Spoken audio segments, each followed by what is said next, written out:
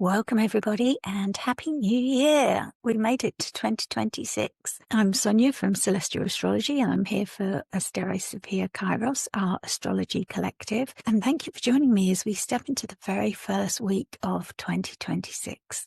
I'm here looking at the astrology of the week from the 31st to the 7th of January. We go Wednesday to honor the god of astrology, which is Hermes. And Wednesday is his day of the week. So we're stepping into January and the sky is almost setting the tone for 2026. The first few days of the year are delivering a sequence of shifts, and we're going from a little bit of fog, some confusion, and stepping into a little bit more clarity, some emotional moments and some moments of renewal. If you're new here or just finding us or trying us out, this is our weekly astrology forecast where we look at the transits and translate them into something we hope you can actually use in your daily life. Our aim here is to offer you timing that helps you to navigate your choices, your relationships, your work, and your inner world as well. So join me to look at the first week in January. We find ourselves deep in Capricorn season. And when we say Capricorn season, we're looking at the movements of the sun. So the sun is moving through the zodiac sign of Capricorn. And that brings us into a time of honoring structure, legacy, and commitments. And that began with the winter solstice on the 21st of December. So this is a season that's demanding that we get serious about our goals. I always wait for Capricorn season to start my year ahead planning. The symbol of Capricorn is the mountain goat. It may not be pretty, its movements, but it's always able to surmount any obstacles that it finds and make it up the mountain. And of course, safely back down again. So let's look at the first transits that bring us into the new year. And it's quite fitting. We go straight into it on the first day of January. On January the 1st, we find that Mercury, who's at the very last degree of Sagittarius. Sagittarius is ruled by Jupiter, and Jupiter is currently retrograde in Cancer. This isn't a great place for Mercury. Mercury is said to be in exile or detriment here because Mercury is opposite its home sign of Gemini. So Mercury can struggle a little bit with the buoyant optimism of Sagittarius, with the big ideas that Jupiter in Sagittarius likes to bring us, the wise philosophies and the big beliefs. Mercury likes to get a little bit more granular and curious about the details, to take things apart and see what it's made of. And Jupiter's more concerned with what are the big ideas driving this. On this day, on the 1st, Mercury is squaring Neptune in Pisces. And this is about big dreams as well. But Neptune in Pisces is otherworldly, can be nebulous and hard to exactly describe what we're seeing and feeling. So there's this feeling of fuzziness around our biggest dreams, wants to put them into words, put them into details, and communicate them to us. Neptune can be known as the dissolver. It's almost like the tides where things can look true 1 minute and then they ebb and flow as the tides move and things get dissolved and washed away. So as we're trying to focus on those Capricorn goals, our attentions can start to feel a little bit vague, or we might find ourselves miscommunicating our vision with this square. The square is calling us to action, but it's hard to say exactly what that action is, with Mercury finding it hard to get the words out or to communicate the vision. So we might see this as a time to just stop and lean into those feelings. It's a short moment. It's only for half the day before Mercury actually enters Capricorn later in that day, a few hours later. And the final degrees can be known as crisis moments. It's like before the planet leaves the sign, it's like, are you really sure? It's like that moment when you're leaving the house before you're going on a holiday. It's like, have I turned everything off that I need to turn off? Have I watered the plants? Everything that you want to check. Maybe you're running back into the house to check things. Have you got everything that you need to take? Left everything how you want to leave it? So there's that feeling of maybe slightly panic. Have I done everything I need to do? Mercury is checking. What did I need to do during this time in Sagittarius? What did I need to learn? What do I want to communicate? And then Neptune is maybe saying, just slow your horses. Sagittarius is represented by the wild horses, and maybe they're running, but they're not sure what direction they're running. And Neptune is saying just slow them a minute, or you might forget those things that are important. Certainty is being dissolved, seeking meaning and truth, the one truth. And Neptune is dissolving that certainty altogether. So for us, this may feel like we've got difficulty focusing or articulating our plans. We might have heightened intuition. And if we just slow down a little bit, that allows that to come through. We might find it hard to access our logic or give clear explanations, but we might also find that our dreams are brighter, clearer, more significant, or that there are old stories resurfacing and asking maybe for closure or to find expression or for us to figure out what they mean. But we're not figuring it out in a logical way. We're just trying to make those connections between the symbols in those dreams and what they might mean to us. There might be some wishful thinking or projection, or just believing a story because it feels true rather than having a solid reason. So all in all, my advice is that this isn't a day for forcing any clarity. It's just a day to slow those horses down a little. You're not going to get there any faster if you're rushing in and out of the house trying to check things. Just maybe have a list and check it twice. Just listen, reflect, and allow those things that need to dissolve as we move into the new year. Maybe you've brought some things with you from 2025 that you didn't need to. Maybe if you stepped into the new year feeling confused or emotionally overwhelmed, know that that's okay. That's what that time of transition from one year to the next was, moving into this square between Mercury and Neptune. So know that this is a moment of necessary pause. And it's interesting that at the same time we have the moon in Mercury's sign. So the moon also symbolizes how our emotional needs are met and what we're seeking emotionally. So we are seeking those details and we're seeking communication with others and sociable connections. That doesn't last long because hours later we'll see Mercury tiptoe over that boundary into Capricorn.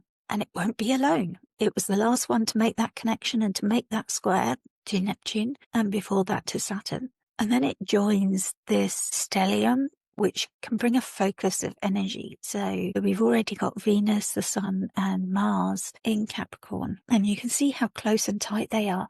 As we move through week 1 and 2, Venus and Mars will both be contacting the Sun. And this is quite rare to have them both conjunct the Sun at the same time as well in Capricorn. Mercury will be joining them and offering us the chance to give voice and to bring our thoughts and our energy. And that will be the time that we can now start making those plans for our year ahead. This will mean our minds are now fully engaged with the collective energy of ambition, value, and action. That mountain goat is fully powered.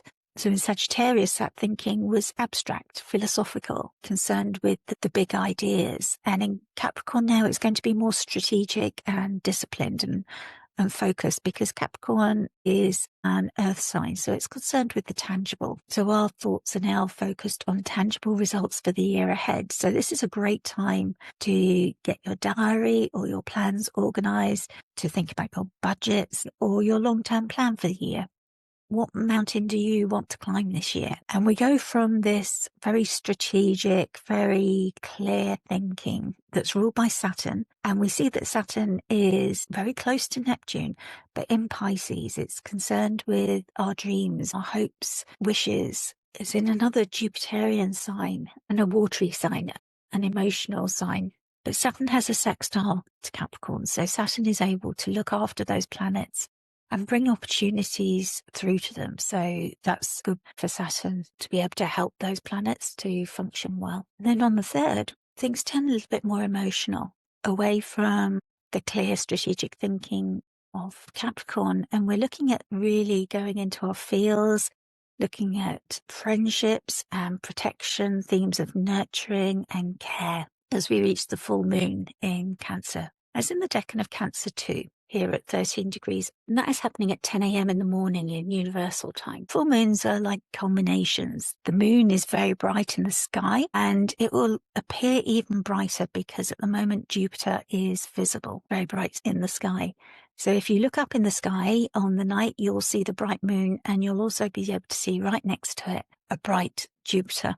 And you can get apps like Stellium or Skyview Light, I believe it is, that are free to download. And when you hold that up to the sky, it will tell you what you're looking at if you're unsure. So at the moment, Jupiter's visible and you might even be able to see Saturn. However, these planets in Capricorn, they're not visible. They're so close to the sun that the sun's light is obscuring them. So this lunation where the moon is shining so brightly, bringing visibility to this Cancer part of our lives, you can look to where Cancer is in your chart, and that will give you more information about the themes that it's showing up for you. So, for example, it could be about your home and family, or about work, or about your relationships. And Cancer is a cardinal sign, so it's about initiating something, and quite often with cardinal signs, whatever's initiated doesn't end up exactly how it started. And it's opposite all of these planets in Capricorn that are wanting us to plan our year ahead. But because they're not visible, they may be thinking more internally. They may be more reflective, and they're all about to meet the sun and begin new cycles. So while we're planning, we're releasing old things and beginning new things. So this opposition will bring some tension with that and ask us to balance. Might be public ambition, depending on where Capricorn lands in your chart, and our needs for that nurturing and care, whether we're giving it to others or whether it's something that we need for ourselves. This moon illuminates where we might be neglecting our own emotional needs, or where we might be giving too much to others. That saying comes to mind about putting your own oxygen mask on first. We've got to make sure that we are healthy and well in order to be able to look after others. And the other saying that you can't pour from an empty cup. So you've got to make sure your own cup is full. And we see this delightful image from the Wild Way Oracle deck by Nicola Allen, this celebration and abundance. And it almost looks like they're toasting each other with tiny cups, because the river that they're fishing in is full. They've obviously got an abundance, lovely little delightful otters. But we also see this walled garden, and that's a reference to Austin Coppock's description of this decan, which is a division of 3, each sign. So Cancer is divided into 3 decans. So the first 10 degrees is decan 1, the second decan is from 10 to 20, and that's where this moon lies. And Austin Coppock describes this decan as a walled garden.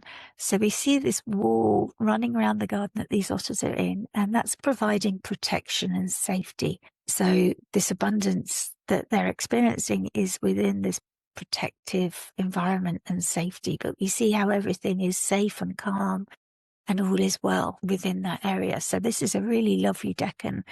And the tarot card that goes with it is the 3 cups. So we see this celebration, the suggestion of friendship and community as well, of sharing what we have, because there's enough for everybody here. So those are the things to think about at this time. Is where in your life do these themes come up? Where in your life do you have enough, and where in your life could you share, or where do you find that abundance and that friendship? And is the balance right?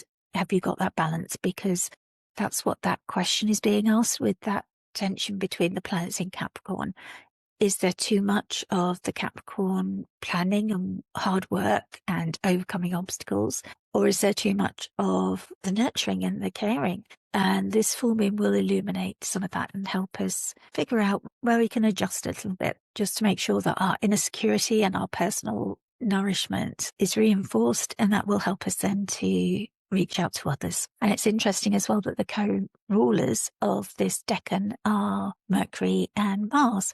And we see those both opposite in Capricorn. So they've got sight of the decan. They're able to support and help. And also Mars is exalted in Capricorn. So Mars is in a really great position to help. And the moon is the domicile ruler of Cancer. Jupiter is the exalted ruler of Cancer. So we've got all of the rulers there, as well as the decan rulers, able to bring their significations in and help with this emotional work that we're doing, checking in our inner needs, on our nourishment, on our boundaries, and actively defining them and defending them, to ensure that we're nourished enough and to ensure that we can help those around us as well. So you might want to think about emotional patterns. Maybe you've carried old emotional patterns from 2025 to 2026, and those might be being shown to you now because they're ready to be released, or because you need to adjust them before you continue on into 2026. You may also be looking at who supports you within the sanctuary of your walled garden? And are they still the people that you want to support you into 2026? You might be thinking about your boundaries. Are you overgiving to external demands? And are those the demands that are going to support your Capricornian goals? Make sure that if you are giving, that it's a reciprocal relationship, that it's the people that you want within your walled garden. When we look at the aspects, we see that the moon is trining the north node in Pisces and has a sextile to the south node as well in Virgo. So there's some karmic work here now and destiny here from these nodes that will move out of Pisces and Virgo later in the year. They're supporting you in this work. The trine is of the nature of Jupiter, so it's bringing ease into this work for you from that Pisces area of your chart. You might find that there's some emotional release as well with the sextile to the south node ruled by Mercury. So you've got the opposition to Mercury and the sextile to Mercury. So there might be some work there to do, releasing some of our needs to document everything and be precise in the work that we're doing. So it's almost like we're undertaking an emotional inventory as we're making these year ahead plans of the support that we've got, the emotional work that's needed. And then there'll be a new moon in Capricorn in 2 weeks. And that will be a fresh start in this area of our charts. You may find that you're receiving emotional insights now at the full moon about safety and support, and that will help inform the planning that you're doing in the Capricorn area and any intentions that you might decide to set at the Capricorn new moon, that you will be maybe looking ahead for your year. So I would suggest that you use the time after this full moon or a couple of days running up to this full moon as the moon is getting brighter and brighter in the sky and you can see it next to Jupiter, to think about your needs, your emotional needs and your needs for protection and safety, and see what's coming up about those themes. And then use the 2 weeks between the full moon and the new moon. Think about the structure that you want to build, the plans that you're making, and ensure that the emotional release is supporting that. So now we reach this beautiful moment of the Venus cazimi, when Venus is said to be in the heart of the sun, in the throne room of the cosmic king, who is the sun. And it's a moment when planets are said to be empowered. They can ask for gifts, and it's a renewal of their cycle. They're not visible to us. We won't be aware of maybe what renewal or what gifts are given until the planets become visible in the sky, which won't be until March. But it's nice sometimes to mark this moment, and it's happening at 16 degrees 22 minutes on the 6th of January. So it's an auspicious moment, and Venus is the planet of attraction. She represents values, love, resources, and bringing grace, harmony, sex. She represents women, peace, and fun as well into our lives. Creativity. Currently we see both Venus and the Sun at 16 degrees, but you can notice that Mars is at 17. So as Venus separates from the Sun, she'll be moving towards Mars and will reach the 19 degrees, which is the degree of the upcoming Mars cazimi, which we'll talk about next week on January the 9th. So this is a powerful and also rare sequence where we're looking at both our own values and self-worth for Venus, but immediately preceding the clarity of the Mars cazimi, which is about action and how we take action and our motivations and what we fight for. So this is a moment of grounded clarity on values and love and how we find harmony. The things that we like and the things that we dislike. You might find you're coming to the end of a cycle on things that you enjoy and value. And there may be new things coming into your life that you're going to enjoy and value. And because Venus is in the underworld at the moment, it's like the story of Inanna, where to go into the underworld, she has to divest herself of her worldly adornments. And it's almost like the same metaphorically for us too. What are we stripped back to? Who are we without those things that we use to define ourselves? You know, quite often people will style our hair or our clothes and use that to say who we are. But without those, who are we? So a moment of clarity around this as Venus reaches the Sun, purification of our values and desires. And it's a reset moment. when Venusian themes are clarified, purified as well, and renewed. Maybe relationships dynamics are purified. The sun here is bringing illumination and authority, but it's a renewal of the cycle between Venus and the sun. So you may find desires that may have been distorted. We have a chance to correct that if you want to, or maybe if you've been over-idealizing things or people pleasing, we have a chance to enter into a new cycle. If you've got unsustainable relationship patterns, it's a time to bring that to mind, especially when we've had full moon in Cancer, drawing our attention to it as well. In Capricorn, we're looking at like tangible results and commitment to long-term things. We're releasing fantasy and illusions, and we're looking at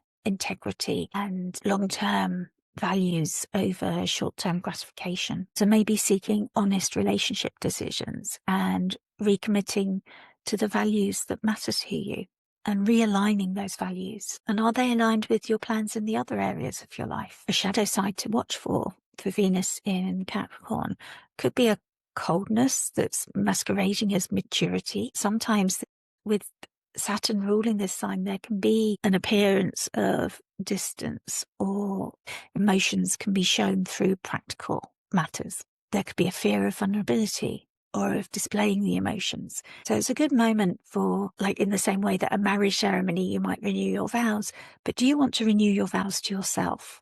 What would you want to bring in terms of your vows to yourself, and making them for you the year forward? In terms of what do you want to attract into your life? What long-term integrity do you choose? And what relationship structures will suit you going forwards now? And what do you wish to release? If you wanted to mark the moment, you might choose to do so by maybe wearing Venus colours on the day. She likes green, white, and pink, and you could light a candle to her or create an altar with flowers to Venus or candles to Venus in her colours. Just one candle is enough, or just placing items that are important to you and signify love, harmony, creativity. She enjoys luxury products, textures. If you think of Taurus as one of her signs, she loves beauty. So anything that's to you signifies Venusian things or a gift from your lover. Light a candle and then just lean into the stillness and just watch the candle or your breathing, and just sit with Venus and just see what enters your mind, maybe. And so that closes out the first week of January. Thank you so much for joining us. I'm Sonia from Celestia Astrology, and we are Asterae Severe Kairos. And this first week has been moving from the potential of the new year and bringing in this grounded emotional integrity using this structure of the Capricorn season and these planets in Capricorn. And also we've had the emotional release of this full moon as well. So I hope that the first week is going well for you. And please do tell us in the comments which house this full moon in Cancer is falling in for you. Maybe it's affecting your inner world or your career or your relationships. And maybe you're choosing to release an emotional pattern. Do let us know. And if you've got any questions, also let us know, because we'd love to help and guide you. And I will be back next week looking at week 2. And if you want to contact any of the Asterosphere Kairos astrologers, we're all here to help you with year ahead readings and readings on your own natal charts. So do feel free to reach out and contact us, and our websites are all in the show notes. Thank you so much.